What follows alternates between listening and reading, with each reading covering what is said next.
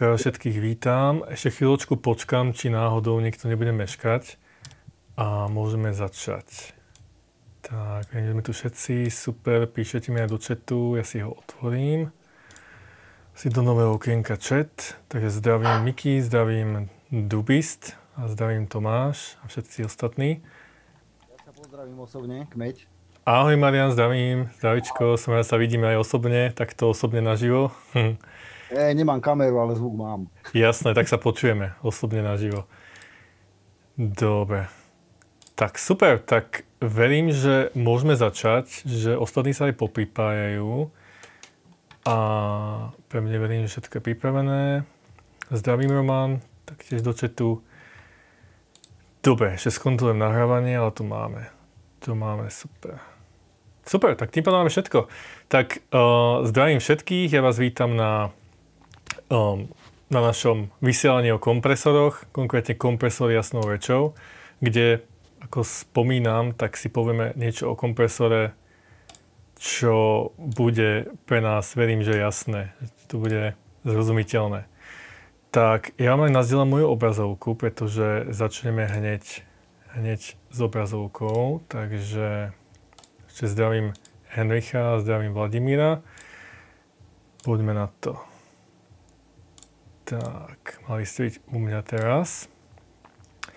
Takže, poďme na kompresiu. Tak, dnešná téma je taká dosť častá a obľúbená, hlavne v audiokomunitách a nie sa čomu diviť, pretože kompresor ako taký je všeobecne taká čierna skrinka, alebo taká magická skrinka, ktorá robí spustu vecí. Keď sa to spraví správne, tak to znie perfektne. Ale zároveň tým, že je tam toľko nastavení a toľko premenných, tak môže sa to nastaviť aj zle. A častokrát sa to aj stáva a ten rozdiel medzi tým, že keď je to nastavené zle a keď je to nastavené správne, vie byť obrovský. Takže pevne verím, že v dnešnom vysielaní si trošku demystifikujeme kompresor ako taký a ukážeme si o ňom trošku viacej. Takže pevne verím, že mnohí z vás ste sa s kompresorom ako takým stretli.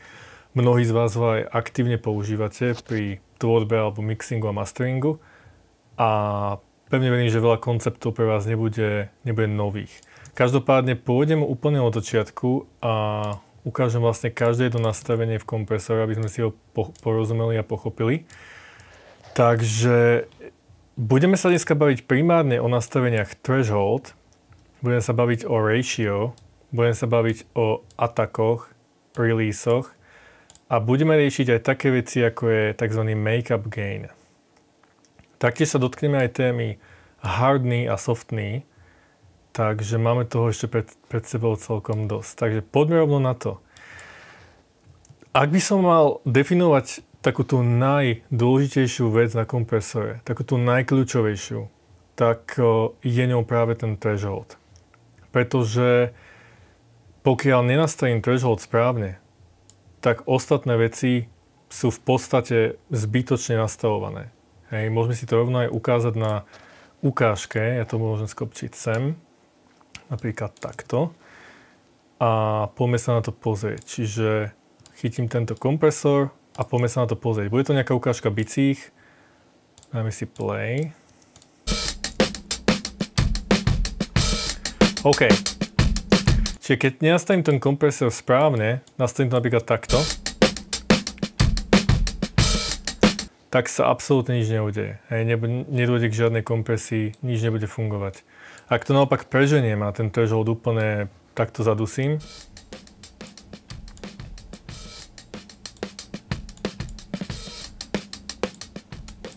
tak výsledok bude v každom prípade nepoužiteľný. Nebude to znieť dobre. Takže povedzme si v prvom rade, čo ten threshold je a čo vlastne kompresor ako taký robí. Čo je jeho úloha, čo je jeho rola.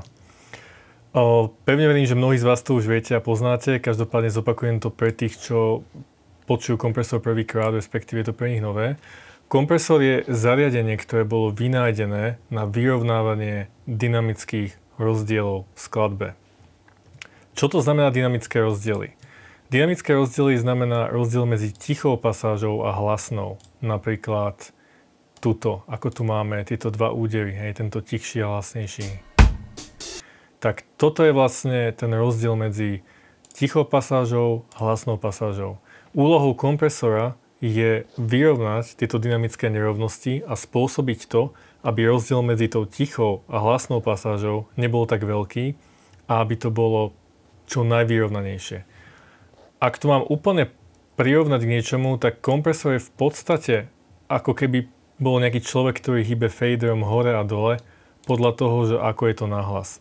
Po internete kolujú všelijaké vtipy, že kompresor je ako tvoja mama, ktorá príde za tebou a stišuje ti hi-fi, keď si ho dáš nahlas a podobne.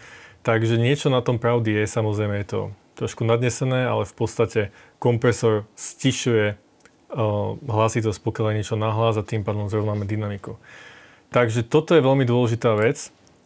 Tu si treba uvedomiť, že to bol vždy účel kompresorov, vždy taký dôvod ich existencie. A tie ostatné veci, pre ktorých používame, farba zvuku a podobne, tak to už je taký ten sekundárny prínos kompresorov, ale primárne sa vždy používajú na to, aby sme trošku zjemnili ten dynamický rozdiel medzi tichými pasážami a hlasnými pasážami. A spôsobov, ako to spraviť je viacero. A to si rovno môžeme ukázať na tejto krásnej grafike. Možno ju poznáš, je to cez stránku CodePen. A v princípe je tu krásne vidno, že kompresor vlastne funguje takým spôsobom, že on stišuje tie hlasné pasáže. To znamená, že keď nastavím threshold, k ktorému sa vrátime, tento threshold sme si ukazovali tu, že threshold, ten najdôležitejší parameter, je vlastne úroveň hlasitosti, pri ktorej kompresor vôbec začína zaberať. To znamená, že keď nastavím kompresor na minus 15 decibelov, tak kompresor bude stišovať všetko, čo prekročí tých minus 15 decibelov. Poďme sa pozrieť na túto ukážku, že kam siaha ona. Minus 9,5. Takže v teórii, keď zapnem kompresor na minus 15, tak by sa mal chytiť a mal by to komprimovať. Tak to aj je. Hej. A teraz, keď to zdvihneme nad tých minus 9,5, pre istotu dajme na minus 9 takto, tak by sa malo stať, že kompresor sa nedotkne tejto nahrávky a nebude mať žiadny efekt.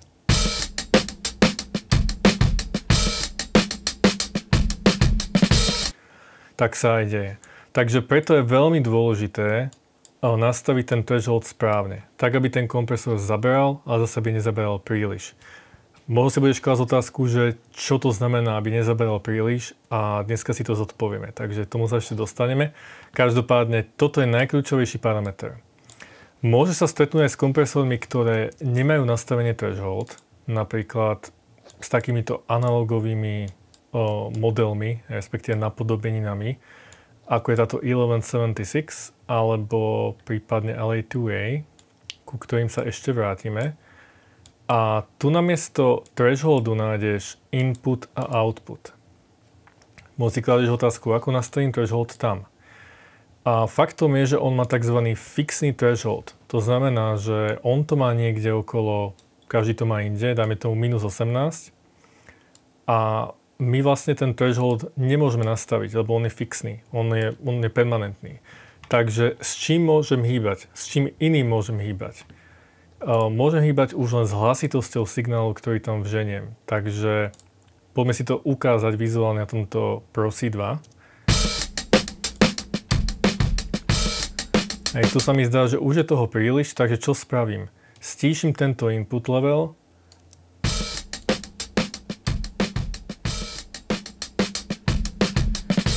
A keď ho stíšim, tak ten threshold, respektíve ten signál sa pekne dá k tomu thresholdu a nebude to preháňať. Hej. To isté sa deje, keď to mám naopak, že ten signál je príliš potichu, respektíve tá ukážka je príliš potichu. Nedieje sa nič. Takže zvýšim si tento input.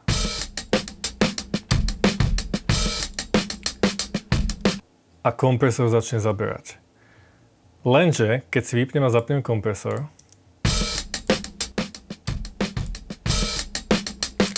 tak zistím, že sa mi samozrejme zmenila hlasitosť celej stopy. A to je z dôvodu, že sme samozrejme zvýšili input, celkovú hlasitosť, takže potrebujem to dorovnať naspäť. Držím sa toho zlatého zvukárskeho pravidla, že hlasitosť pred a po zásahu by mala byť rovnaká. Pretože pokiaľ bude tá hlasitosť vyššia, bude sa mi zdať, že je to lepšie. Pokiaľ bude tichšia, bude sa mi zdať, že je to horšie. A toto je veľmi dôležité pravidlo. Videl som doma aj zvukárov veľké kapacity, čo to robia 40-50 rokov a mohli by si povedať, že mňa sa to už netýka, ja som expert, ja to spoznám, ale aj títo experti sa toho držia. Videl som doma aj na pol decibela ich zrovnávať hlasitosti, takže spraví to veľký rozdiel. Takže poďme si to zrovnať. Pridal som 8,5 a tým pádom by som mal ubrať teoreticky okolo 8,5. Skúsme to.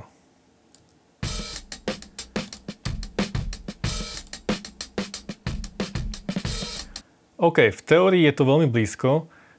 Ja to trošku vrátim vyššie, pretože ako sa v podstate dozvedáme, tak kompresia ako taká znižuje hlasitosť tej skladby. Tým, že vlastne táto špička presiahne určitú úroveň, kompresor ju stíši. Takže vo výsledku je úplne normálne a správne, že kompresor stíšuje hlasitosť. Preto ju musím vrátiť naspäť. Takže zvýšil som o 8,45, 8,5, znížim o 7. Skúsme takto.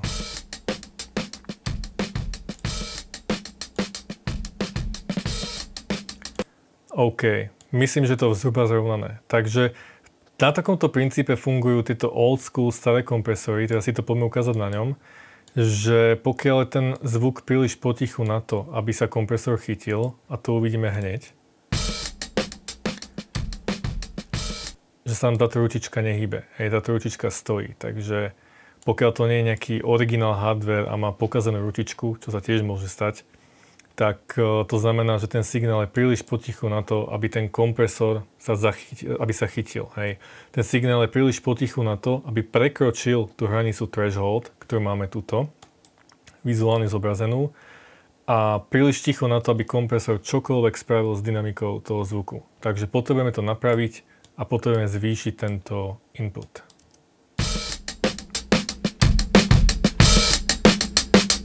OK, tu už sa niečo deje a tu teraz ideme znižovať input, aby som mal zhruba rovnakú hlasitosť pred a po.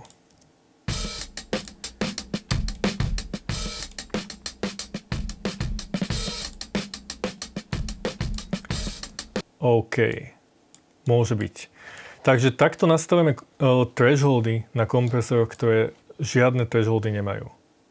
Čiže v podstate nastavíme všetko okrem toho thresholdu. Takto doslova musíme nahnať ten signál do kompresora, respektíve pokiaľ je tá ukážka príliš nahlas, to si ešte môžeme ukázať tiež, ako sa to bude správať.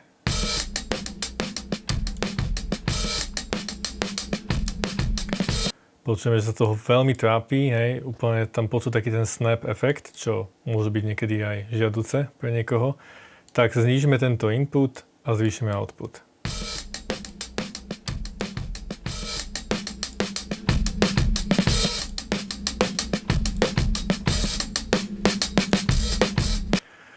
Takže takýmto spôsobom vieme doceliť to, že ten kompresor bude pracovať správne. Hej, týmto tam vieme nahnať tú správnu hlasitosť. Možno si budeš klásť otázku, či musíš toto riešiť vždy, či neexistuje iná cesta. A dobrou správou je, že pokiaľ nie je to ambícia mixing, mastering a všeobecne zvukarina, tak nie je potrebné takýmto spôsobom pracovať s týmto gain stagingom, to sa nazýva gain staging, tento proces, čo práve robíme, to vháňanie hlasitosti, tak nie je to potrebné. Hej. Pokiaľ robíš hudbu, alebo si producent, alebo si čokoľvek, kompozer, tak stačí nastavovať tento threshold. Pokiaľ používaš tieto digitálne kompresory, tak stačí pracovať s thresholdom a on sa chytí. Hej, bude to úplne jedno.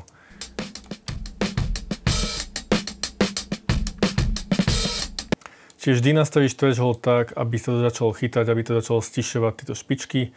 Pri týchto analogových kompresoroch je to taká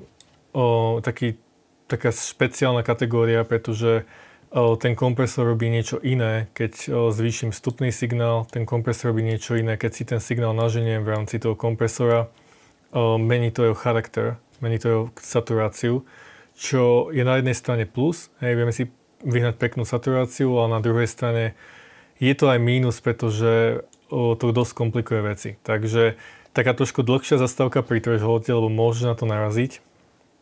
Tak je to taká dlhšia zastávka, tento threshold. Každopádne sú kompresory, čo to majú aj jednoduchšie. Hej, napríklad tento LA2A, tu si nastavíš v podstate len tento Knoflík Peak Reduction. Poďme si to skúsiť. Posunieme to ďalej.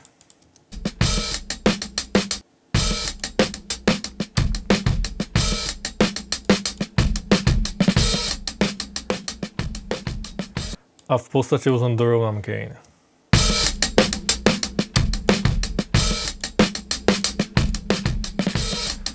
Čiže keď zvyšujem peak reduction, tak v podstate zosilňujem tú kompresiu. Ten kompresor stláča tie špičky silnejšie a je to v podstate ako keby znižoval threshold a zvyšoval ratio, čo musím kompenzovať zvyšovaním hlasitosti, takzvaný make-up gain. Takže toto je veľmi užívateľský prívetivý kompresor a odporúčam hlavne pokiaľ je to pre teba buď komplikovaný koncept, alebo začínaš, alebo sa ti nechce takto babrať s tým fixným thresholdom, tak je to výborný spôsob, ako dosiahnuť pekný analogový zvuk v úvodzovkách, hej, pokiaľ to nie je PST plugin. Každopádne, zostávame stále pri tom, že threshold je teda veľmi dôležitý parameter, respektíve absolútne kľúčový a pokiaľ máš nastavený threshold správne, tak máš do veľkej miery vyhraté. Všetky tieto ostatné nastavenia sú do istej miery dôležité, ale nie sú tak dôležité ako samotný threshold. A ako sme si už pred chvíľkou trošku naznačili, tak v ruke s thresholdom ide tzv. Make-up gain. Hej, to znamená hlasitosť, ktorá vykompenzuje straty. Hej. Make-up je v angličtine niečo v zmysle ako keby vykompenzovať, vrátiť naspäť. Hej. Takže preto sa to nazýva make-up gain, pretože to chce akože vrátiť naspäť tú stratu spôsobenú kompresiou. Takže poďme si skúsiť nastaviť tento kompresor a nastavíme to cez tento make-up gain, že zdvihnem tú hlasitosť naspäť. Ak funguješ týmto spôsobom, ako som emuloval pri tomto kompresore, pri tomto 1176, tak make-up gain je pochopiteľne tento druhý Knoflík output level a tu som to už prakticky make-upoval, pretože plus 8,5 minus 7, takže 1,5 je rozdiel.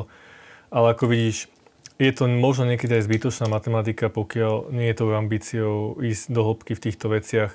Nemusíš. Nie je to naozaj potrebné. Takže vráťme sa späť k tomu jednoduchému princípu a to je nastavíme threshold tam, kde ide signál. Mnoho kompresorov ti to aj graficky zobrazí, napríklad tento Pro C2 je v tom výborný. Hej, tu vidím tú prerušovanú čiaru a to je vlastne threshold. Táto prerušovaná čiara. A tuto krásne vidím zobrazený signál. Takže stačí, aby táto čiara preťala ten signál a viem, že threshold sa ponára do signálu a pretína tie vlny.